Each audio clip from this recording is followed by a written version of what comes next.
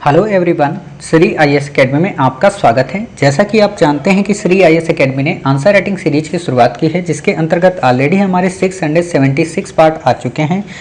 ये हमारा पार्ट 677 है। अपने इस पार्ट में हम देखेंगे कि आपके द्वारा हमारे टेलीग्राम चैनल पर किस प्रकार का प्रश्न लिखकर भेजा गया, उसे आपने किस तरीके से लिखा और वास्तव में आपको उसमें किन किन बिंदुओं को ऐड करने की आवश्यकता है। तो चलिए शुरू करते हैं। जैसा कि आप देख रहे हैं, ये प्रश्न आपके द्वारा हमारे टेलीग्राम चैनल पर भेजा गया है। तो सबसे पहले हम आपके इस प्रश्न को पढ़ेंगे, आपके आंसर को देखेंगे और देखेंगे कि इसमें किन किन बिंदुओं को ऐड करने की आवश्यकता है। काफ़ी अच्छा प्रश्न है। भूमि में तीव्र गति से परिवर्तित हो रहे भूमि उपयोग प्रतिरूप पर टिप्पणी कीजिए। टिप्पणी आपको ऐसे नहीं लिखना, मैंने आपको 2 बार टोका है। टिप्पणी ऐसे लिखना है, उल्टा 10 बनता है हमेशा, ठीक है, ड़ा में। इससे क्या क्या पर्यावरणीय, आर्थिक व सामाजिक समस्याएं उत्पन्न हो रही हैं। तो आपने लिखा है, देश का कुल क्षेत्रफल उस सीमा को निर्धारित करता है जहां तक विकास प्रक्रिया के दौरान उत्पत्ति के साधन के रूप में भूमि का समतल विस्तार संभव होता है। जैसे जैसे विकास प्रक्रिया आगे बढ़ती है और नए नए मोड़ लेती है, समतल भूमि की मांग बढ़ती है। नए कार्यों और उद्योगों के लिए भूमि की आवश्यकता है व परंपरागत उपयोगों में अधिक मात्रा में भूमि की मांग की जाती है। सामान्यतया इन नए उपयोगों अथवा परंपरागत उद्योगों में बढ़ती हुई भूमि की मांग की आपूर्ति के लिए कृषि के अंतर्गत भूमि को काटना पड़ता है और इस प्रकार भूमि कृषि उपयोग से गैर कृषि कार्यों में प्रयुक्त होने लगती है। एक विकासशील अर्थव्यवस्था के लिए जिसकी मुख्य विशेषताएं श्रम अतिरेक व कृषि उत्पादों के अभाव की स्थिति का बना रहना है, इससे देश के पर्यावरण, आर्थिक और सामाजिक समस्याएं उत्पन्न होने लगती हैं। जैसे पर्यावरणीय समस्याएं, घटते वनों के चलते जीव जंतुओं के विलुप्त होने, प्रजातियां, प्रदूषण, नदी झीलों का सूखना, वर्षा की कमी के कारण बढ़ता वैश्विक तापन, बाहर नहीं लिखना है यहाँ से बिल्कुल भी। आर्थिक नुकसान, कृषि उपजाऊ भूमि का कम होता दायरा, सरकार द्वारा प्रदूषण जैसी समस्या से निपटने तो अतिरिक्त आर्थिक खर्चा का बोझ, ये तो देसी भाषा हो गई, आर्थिक खर्चा का बोझ, आर्थिक खर्च का दबाव या बोझ, ठीक है ना, खर्चा नहीं, लगातार बढ़ना, वनों के नष्ट होने से प्राकृतिक रूप से मिलने वाले फलों, औषधियों आदि की उत्पादकता कमी। अब देखो, ये पर्यावरणीय हो गया ना, इकोनॉमी को में ही आपने पर्यावरणीय पॉइंट अधिकांश डाल दिए, रिपीट कर दिया, ठीक है, तो ये नहीं करना है आपको।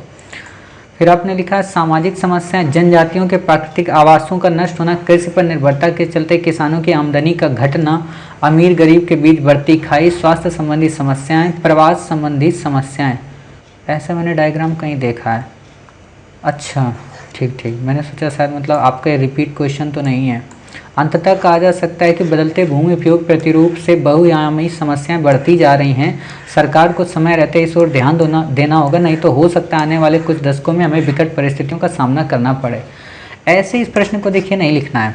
ये प्रश्न बहुत ही सिंपल है और इस प्रश्न में आपको तथ्यात्मक कुछ बातें लिखनी है जो कि बहुत इम्पोर्टेंट है। यानी कि आप जब भी, मैं एक बात बताना चाहूँगा, आप में से जो भी बच्चे इन्वायरमेंट से रिलेटेड कभी भी क्वेश्चन को लिखें ना, तो इन्वायरमेंटल जो बॉडी है मोस्ट इम्पॉर्टेंट, या जो इनिशिएटिव इन पे चल रहे हैं क्लाइमेट चेंज से रिलेटेड, उनका नाम आप जरूर उल्लेख करें, वरना आपका प्रश्न अधूरा रहेगा। दूसरी बात क्या है कि जब आप इन्वायरमेंटल क्वेश्चन को लिखेंगे, प्रॉब्लम्स को लिखेंगे, तो आप उसके बाद उसका एक सलूशन जरूर देंगे, भले ही उसने ना पूछा हो आपसे, ठीक है। अब प्रश्न उठता है लिखें कैसे, तो आपको क्या करना है कि सामान्य तौर पर तो बता देना कि भूमि उपयोग प्रतिरूप में परिवर्तन कैसे हो रहा है, ठीक है, ये आखिरकार परिवर्तन किया क्यों जा रहा है, आप इसको सामान्य बताएं। ये लगभग आपका 30 से 40 वर्ड में आ जाएगा। फिर आप इसी को बेस बनाते हुए बताएं कि ये जो परिवर्तन है कैसे इन्वायरमेंट को, कैसे इकोनॉमी को, कैसे सोसाइटी के समक्ष कई सारी प्रॉब्लम्स को इमर्ज कर रहा है, और वो जो प्रॉब्लम्स हैं वो किस तरीके से देश की आगे की जो इकोनॉमिक व्यवस्था है या इन फ्यूचर में जो सस्टेनेबल डेवलपमेंट गोल्स का जो प्लान है वो डिस्टर्ब होगा, ठीक है। तो आप इसमें बिल्कुल सामान्य सा जब बताएंगे कि भूमि में तीव्र गति से परिवर्तन से मतलब क्या है, तो आप बता देंगे कि वास्तव में एक ऐसी प्रक्रिया है जिसमें प्राकृतिक परिदृश्य को प्रत्यक्ष रूप से बस्तियों, वाणिज्यिक एवं आर्थिक उपयोग तथा वानिकी गतिविधियों जैसे मानव प्रेरित भूमि उपयोग में परिवर्तित किया जाता है। अब इस शॉर्ट में ही आपका सब कुछ आ गया कि मानव बस्तियों के रूप में इसे परिवर्तित किया जा रहा है, भूमि वानिकी गतिविधियों को परिवर्तित किया जा रहा है, किस लिए? क्योंकि मानव इसका उपयोग कर सके। ठीक है, अब आप बताइए कि इन परिवर्तित गतिविधियों ने, इस लाइन को लिंक करना है कि इन परिवर्तित गतिविधियों ने कई प्रकार की पर्यावरणीय समस्याओं को जन्म दिया है, जैसे वनीकरण की समस्या, है ना, जैसे जंगलों की समाप्ति की समस्या, जैसे प्रदूषण की समस्या, ठीक है, जैसे जलवायु परिवर्तन की समस्या, जैसे ग्रीन हाउस गैस उत्पन्न की समस्या, जैसे भूमि क्षरण की समस्या। तो वहीं आर्थिक रूप से अगर हम देखें तो पर्यावरण से मिलने वाले बहुमूल्य उत्पादों की समस्या, कृषि के घटते स्तर से आर्थिक नुकसान की समस्या यानी कि उत्पादों की कमी के नुकसान की आवश्यकता, सामाजिक रूप से देखें तो जनजाति आवासों के नुकसान की समस्या तथा समाज के ताने बाने को प्रभावित करने की समस्या, ऐसे आप बता दें। ठीक है, फिर आप बताएं कि हाल ही में सरकार ने हालांकि इन उपायों से निपटने के लिए न केवल पेरिस क्लाइमेट एक्शन प्लान को अपनाया है, अर्थात न केवल सस्टेनेबल डेवलपमेंट गोल्स के गोल नंबर 11 और 15 को एडॉप्ट किया है, बल्कि UNCCD, इसका नाम जरूर आना चाहिए हर हाल में, United nation conservation combat desertification, इसका नाम आना ही चाहिए जब भी आप भूमि डिग्रेडेशन से रिलेटेड कोई भी पॉइंट लिखेंगे। उसके द्वारा निर्धारित लक्ष्यों को प्राप्त करने के लिए भी भारत ने कई प्रयत्न किए हैं और भारत सरकार प्रयत्न कर रही है। अतः अभी भी कम्युनिटी लेवल पर भी हमें कई सारे प्रोग्राम अपनाने की आवश्यकता है तथा सरकार को सहयोग और समन्वय के साथ न केवल सतत विकास को बढ़ावा दें, बल्कि पर्यावरणीय नैतिकता को प्रमोट करके आर्थिक व सामाजिक विकास को भी बेहतरीन बना सकें, ताकि आने वाली समस्या से हम निजात पा सकें। ऐसे आपको उत्तर लिखना है, समझ रहे? और जब भी आप ऐसा उत्तर लिखेंगे ना, तो देखो ये डायग्राम उस जगह पे बहुत ज़रूरी हो जाते हैं जहाँ पे हमारे पास बहुत सारे पॉइंट होते हैं। यहाँ अगर आप डायग्राम को खंडित करके लिख देंगे ना, तो एग्जामिनर को मज़ा नहीं आएगा। और सबसे बड़ी बात क्या है कि पॉइंट यहाँ रिपीट हो रहे हैं, और जब पॉइंट रिपीट होते हैं तो एग्जामिनर को बोरियत लगती है। इसीलिए आप इन चीज़ों को पैरा में लिखा करें। ठीक है, अब आपके दिमाग में आया होगा कि सर कभी तो आप बोलते हो पॉइंट में लिखो, कभी बोलते हो पैरा में लिखो, कभी बोलते हो ऐसे लिखो, कभी बोलते हो स्टार्ट मत ऐसा करो।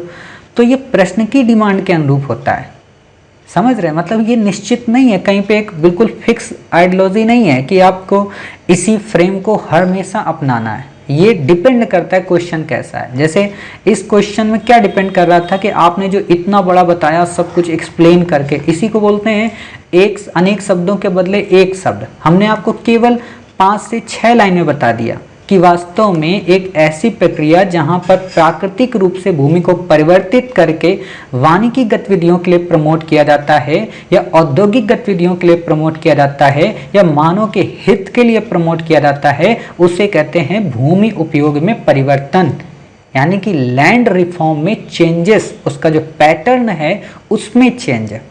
ठीक है, इतना आप बता दें और फिर आप ये जो जितनी बातें हैं इनको आप बताएं किस में, जब आप एनवायरनमेंट की प्रॉब्लम बता रहे हो, जब आप सजेशंस बता रहे हो। ठीक है, उम्मीद है आपको समझ में आ गया होगा कि वास्तव में इस प्रश्न को हमें किस पैटर्न पे लिखना है, इसमें किस तरीके से हमें क्रिएटिव इसे बनाना है, कैसे इसे डेकोरेट करना है और कैसे अपने उत्तर को बेहतर से और बेहतर बनाना है। ठीक है, हर जगह पे अब जैसे आपने 3 डायग्राम डाल दिए, ये अति होती है। जैसे सिंपल सी बात है ना कि हर एक चीज़ होता है कि कुछ ही चीज़ें डेकोरेशन होती है। जैसे किसी इंसान को खूब ज़्यादा सजा दो तो उतना ही फूहड़ लगने लगेगा, और कम सजा होगा उतना ही अच्छा लगेगा। तो जैसे इसमें आपने 3 डायग्राम डाल दिए तो ये बहुत हो गया। किसी भी उत्तर में एक डायग्राम हो, एक पैरा पॉइंट का हो, है ना, और एक कोई फ्लो चार्ट हो, बस, इससे ज़्यादा नहीं।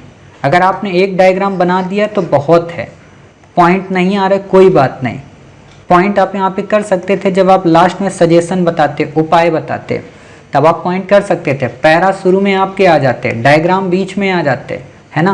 और अगर आपको ये चीज़ बतानी ही थी तो आप सिंपल सा एक काम करते ना, मान लीजिए जैसे हमने अभी आपको बताया कि ऐसे आप पैरा में लिख दीजिए, तो आप इस चीज़ को डायग्राम में तीनों अलग अलग रूप में दिखा देते, पर्यावरणीय, ठीक है, आर्थिक और ये सामाजिक। पर्यावरणीय में यहाँ पे 2-3 ऐसे छोटा छोटा करके लिख दो, ठीक है। आर्थिक में 2-3 छोटा छोटा लिख दो, 2-3 ज़्यादा नहीं, और 2 ही 3 आएंगे क्योंकि आपके तो ये इन दोनों में से 4 में से तो 2-2 पॉइंट कॉमन ही हैं, ठीक है, कॉमा लगा लगा के, और उसी को आप पैरा में एक्सप्लेन कर देते हैं तो उत्तर आपका बेहतरीन हो जाता है। एग्जामिनर चाहता तो केवल डायग्राम देख के ही समझ जाता, नहीं तो उसको पैरा पढ़ना पड़ता, ठीक है। उम्मीद है आप समझ गए कि हाँ इस प्रश्न को कैसे लिखा। देखो थोड़ा सा इसमें करंट को अपडेट किया करो, मतलब करंट का मतलब जो आप लोग प्रीलिम्स के लिए पढ़ते हो ना, स्कीम्स, रिपोर्ट्स या योजनाएं या गवर्नमेंट के action plan, sustainable development goals, UN से related body, united nation combat desertification programme, biodiversity programme, Kyoto protocol, है ना, कार्टेजेना प्रोटोकॉल, नगोया प्रोटोकॉल, इन सबको ऐड किया करो जहां इनकी जरूरत पड़े। ग्रीन हाउस गैस, थोड़ा प्रश्न को इन्वायरमेंटल स्पिरिट में लिखा करो। जैसे होता है ना कि जब हम एथिक्स लिखते हैं तो एथिक्स की स्पिरिट में लिखते हैं, पॉलिटी को पॉलिटी की स्पिरिट में, वैसे ही इन्वायरमेंट के क्वेश्चन को इन्वायरमेंट की लैंग्वेज में, इन्वायरमेंट की स्पिरिट में लिखा करें। ठीक है, उम्मीद है आप समझ गए इस प्रश्न का उत्तर कैसे लिखना है। बहुत सारी चीज़ें आप समझ गए हालांकि इसमें। तो मिलते हैं फिर आप ही के द्वारा भेजे गए एक नए प्रश्न के साथ। तब तक अपना ख्याल रखिए और स्वस्थ रहिए।